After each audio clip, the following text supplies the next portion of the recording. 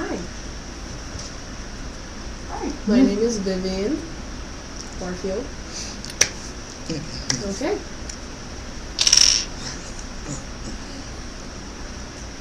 Today I'm going to talk about comparing the deaf world and the hearing world.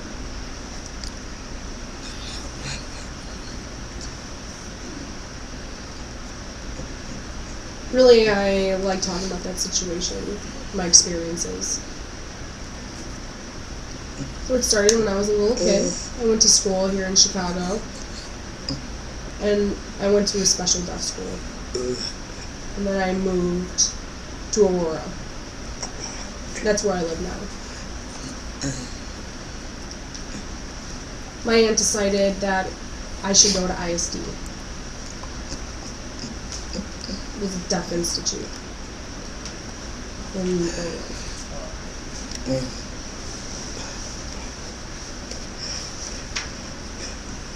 I met so many kids that were deaf. It really impacted me. Because growing up I knew a few of them, but mostly I associated or hung out with the hearing world. So when I went there, it really shocked me. So I started hanging out with them, with the deaf community.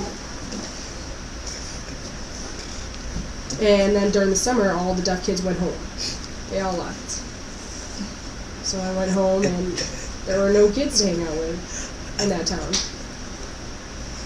They lived around me, but not really close.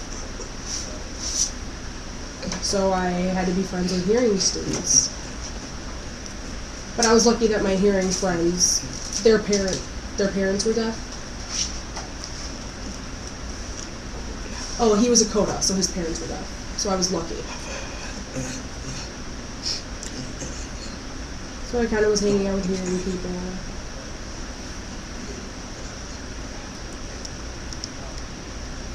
So I would ask, do you know sign language? And then they would start talking to me, and I would have to lip read, which was difficult. I mean, thank God I know how to. But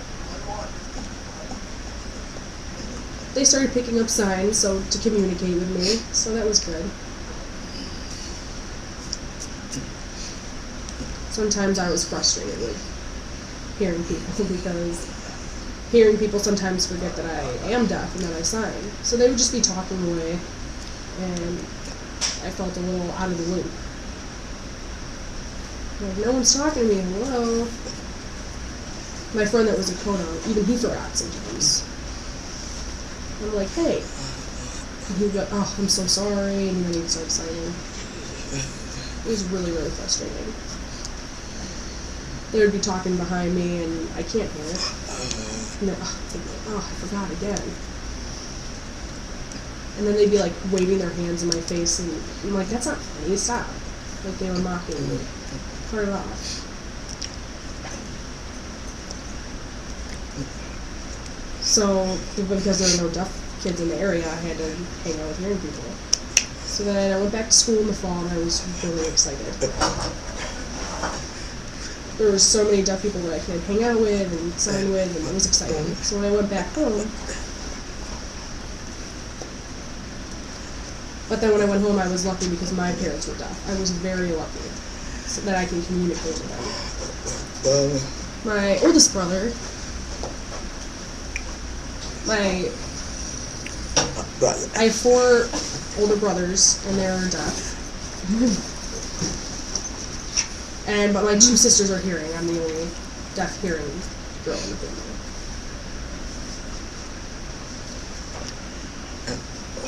But my first 2 older brothers, I'm not really close with them. They didn't live with us, they lived far away, so. The 3rd oldest was my sister.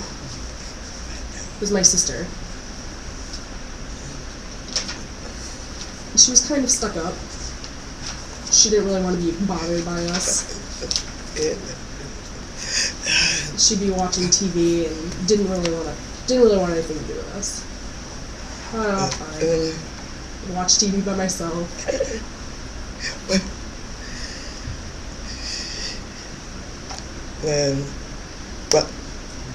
So I graduated from ISD. And so I went to NTID. Ooh, now it's RIT. So I went, and I was shocked. There were hearing and deaf students that were all together in the same class. It was something I wasn't used to. The teacher knew sign. They were hearing, but they knew sign language.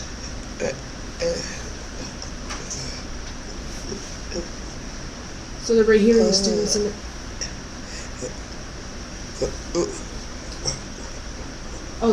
the hearing people there did not know sign language. The teacher did not know sign language, but they put an interpreter in the room. It was just a very different setting than what I was used to. Deaf and hearing in the same room.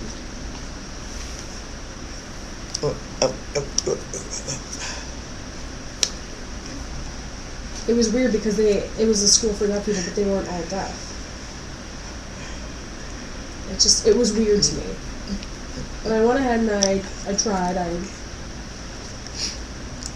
hung out with hearing people. If we didn't understand each other, we would write notes to each other.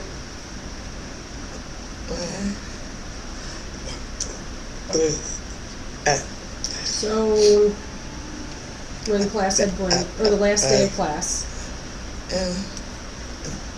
hearing people would be together and deaf people would go together, and I didn't know which group to join, so I decided to actually join the hearing group and try to communicate with them. It was very challenging. It was a huge challenge. My English was pretty good, but it was just different to see the hearing and then deaf perspectives. So I started hanging out more and more with the hearing world.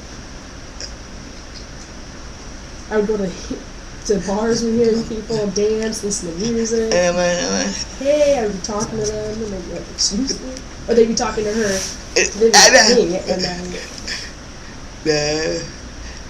they'd be talking to me, and I would say, "No, I'm deaf."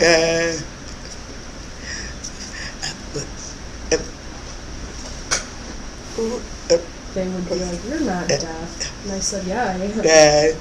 You're dancing, you're listening to music, how are you deaf? I'm like, I can feel the rhythm and the vibrations. And they were like, oh my gosh, they were very interested. So time went on and we all became very good friends. I really do enjoy associating with the hearing world too. I mean, really they are similar. It's just that I can't hear.